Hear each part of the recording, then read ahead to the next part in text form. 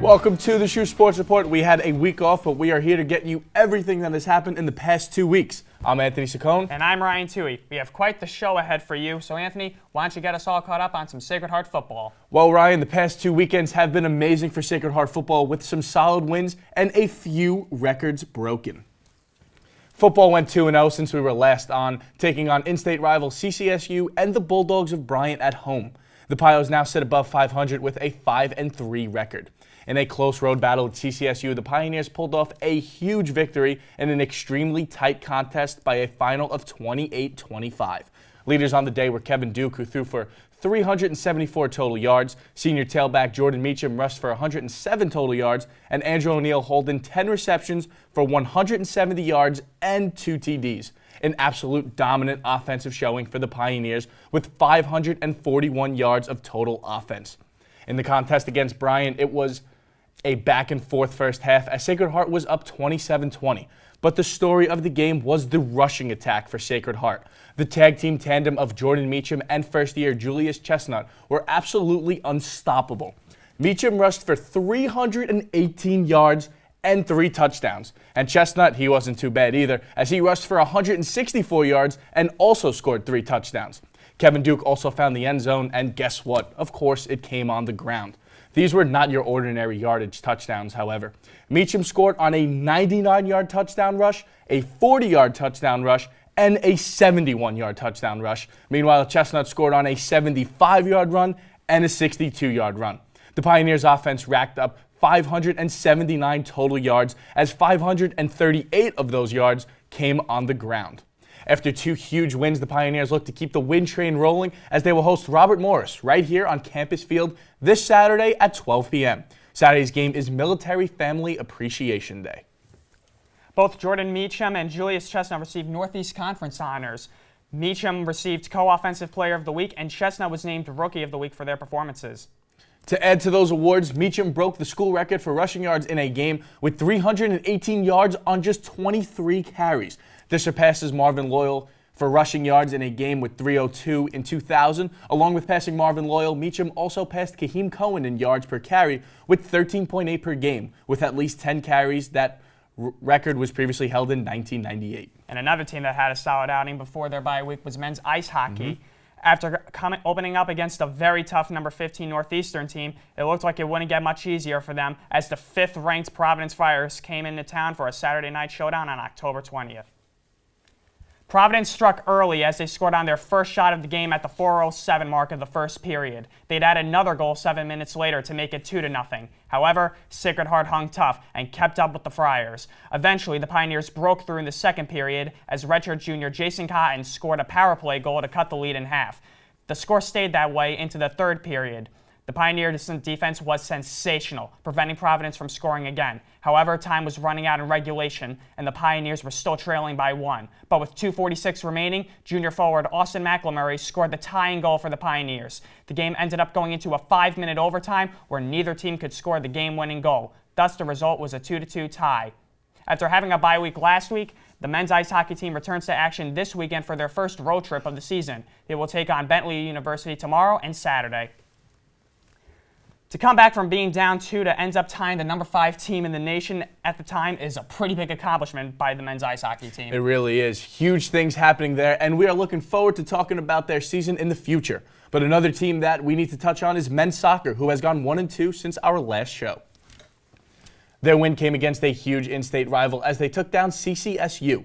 The game was an absolute domination by the Pioneers as they took down the Blue Devils 5-1. It was first-year Segundo Navarro setting the tone with 2 goals in the first 4 minutes of the game. Later on, sophomore Alejandro Arribas added a goal as he chipped one in from midfield as it slipped right past the goalie. Redshirt sophomore Alton Salaj got in on the scoring as well, putting the Pios up 4-0 before CCSU finally put one on the board. And to cap off the day, senior Oscar Curris took a low cross from Xander Hilltoft, sealing the victory 5-1. The offense was on fire as they outshot the Blue Devils 12-3. Men's soccer is back in action this Friday as they will host St. Francis Brooklyn. This will be the men's soccer team's final game of the year and senior day. Game time is scheduled for 3 p.m. at Park Avenue Field. Be sure to come out and support the men's soccer team's seniors and their final game of the season. After the break, we will have more Sacred Heart action on the way with this week's Coach's Corner.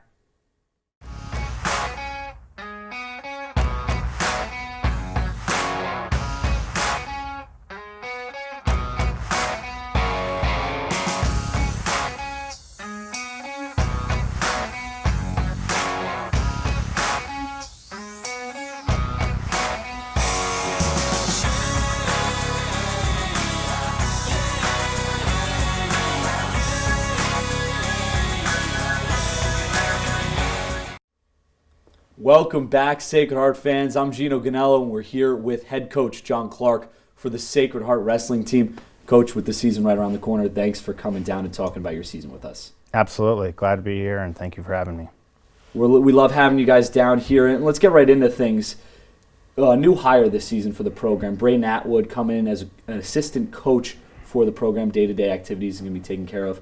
What does a coach like Atwood bring to this team? He's great. He brings a lot of experience. Another former Big Ten wrestler, so that's always great to have. 4-time national qualifier. Great role model for the student athletes on the team.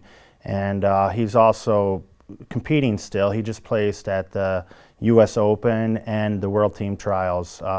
So potentially going to make a run at the 2020 Olympics. Yeah, always good having someone like that. It's great. I feel so blessed. Yeah. Definitely amazing for you guys to have that hire. And along with that, this season, you, I believe, doubled your roster by bringing in 20 first years this year. How does a move like that help your team this season in the short term, but also down the road in the future? Yeah, it's been great. We had 20 people returning, and exactly, we brought in 20, so doubled the size of our team. We have at least 3 student athletes at each of the 10 weight classes, and then obviously a couple more at some. But we like that balance. We're looking forward to a great season.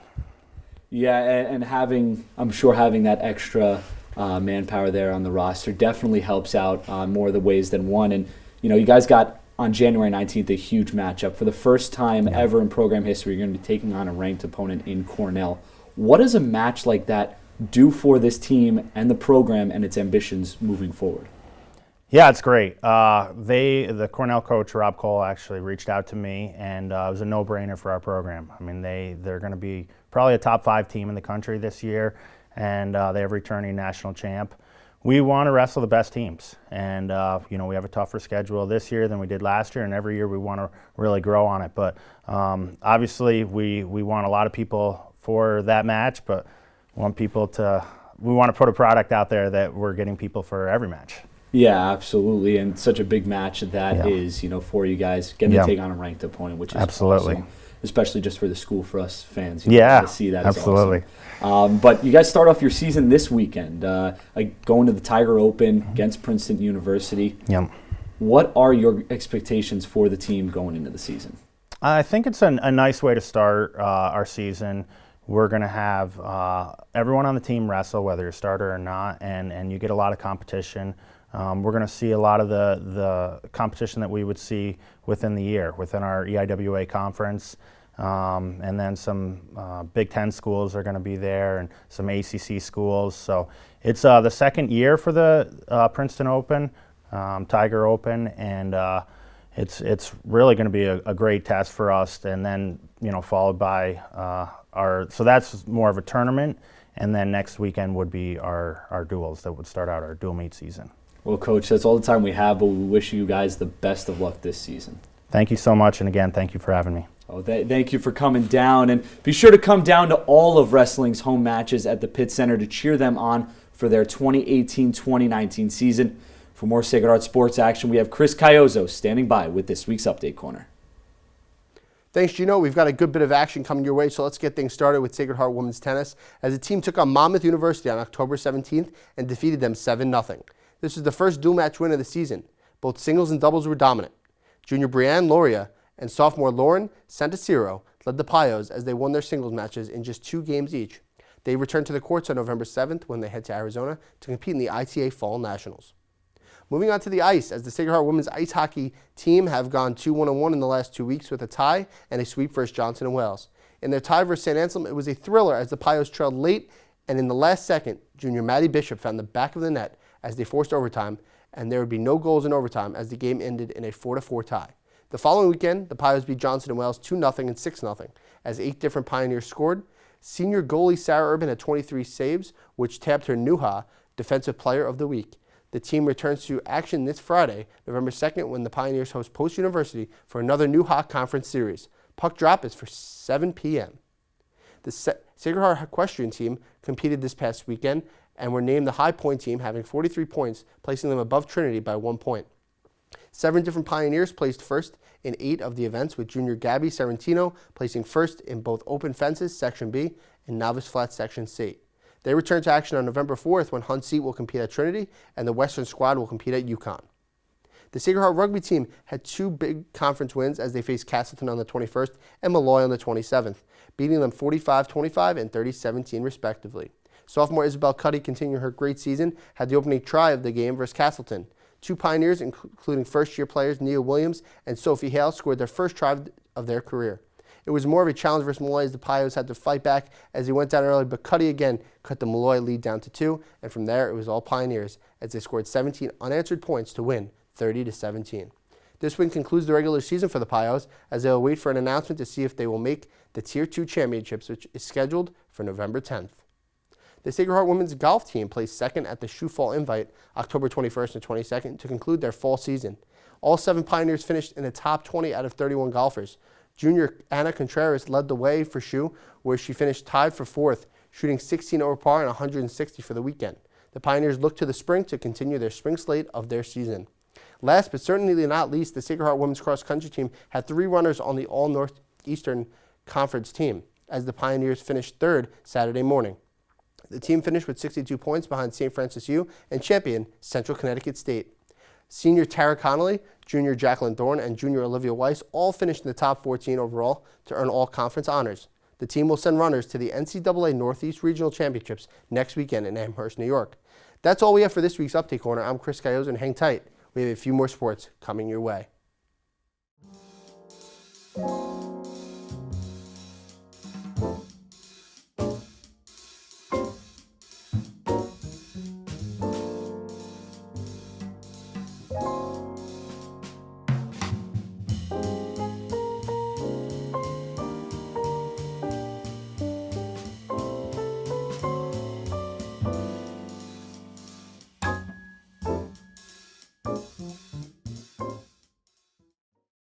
Welcome back to the show. We will start the home stretch off with some women's volleyball. The push is on for a shot at the top 4 spots that make it to the NEC tournament. Sacred Heart had a busy 2 weeks while we were gone.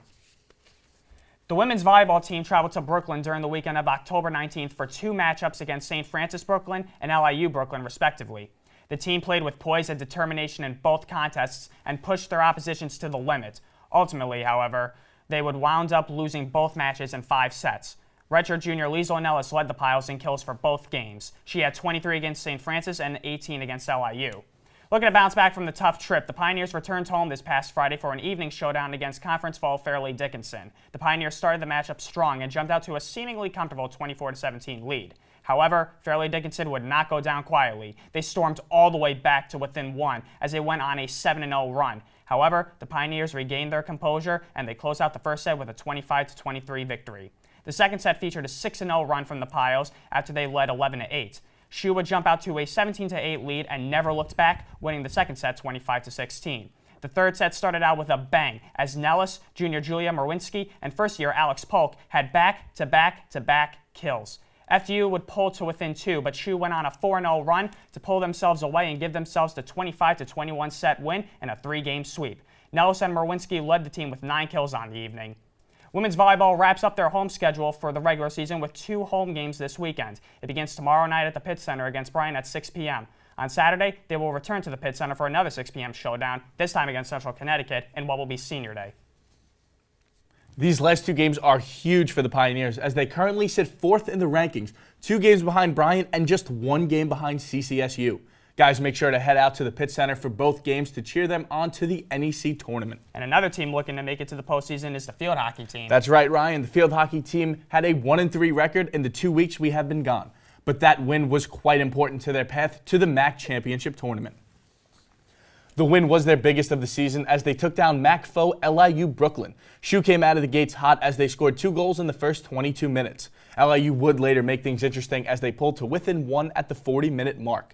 But it was all SHU from there as the Pioneers scored 3 unanswered goals and took down the Blackbirds 6-3. Junior Kelsey Hopkins tallied a hat trick in the contest and fellow classmate Colleen McKinley added a goal as well. With this win, the Sacred Heart field hockey team has clinched a berth in the MAC tournament for the first time since 2014. They look to take the tough 1 seed of Monmouth tomorrow at 2 p.m. From all of us here at the SHU Sports Report, we wish the field hockey team good luck in their conference matchup. We constantly talk about time flying by, and we got to say that it truly seems to be passing us by. It's hard to believe that we've wrapped up our first sport of the season here at Sacred Heart. Women's soccer hit the road for both of their final games of the 2018 season. The Pioneers turned the Burners for their final 2 games, taking a victory in both of them. Last Wednesday, they traveled to take on Yale University. Thanks in part to goals from seniors Lindsay Corallo and Melanie De Silva, the Pioneers walked away with a 2-0 victory against a tough Yale team. On Sunday, the team ended their season at Fairleigh Dickinson. Senior midfielder Miranda Gibbons scored the lone goal of the game, giving the Pioneers a 1-0 win. The women's soccer team finishes their season at 5-13 overall and 3-5 in conference play. First-year head coach Matt Mikros looks ahead to 2019 to build on his first season here at Sacred Heart University. Pio fans, that is all the show we have for you. Thanks for sticking around with us through the entire thing. We appreciate you tuning in, and for that, we thank you. From all of us here at the SHU Sports Report, I'm Ryan Toohey. And I'm Anthony Saccone. Thank you for watching.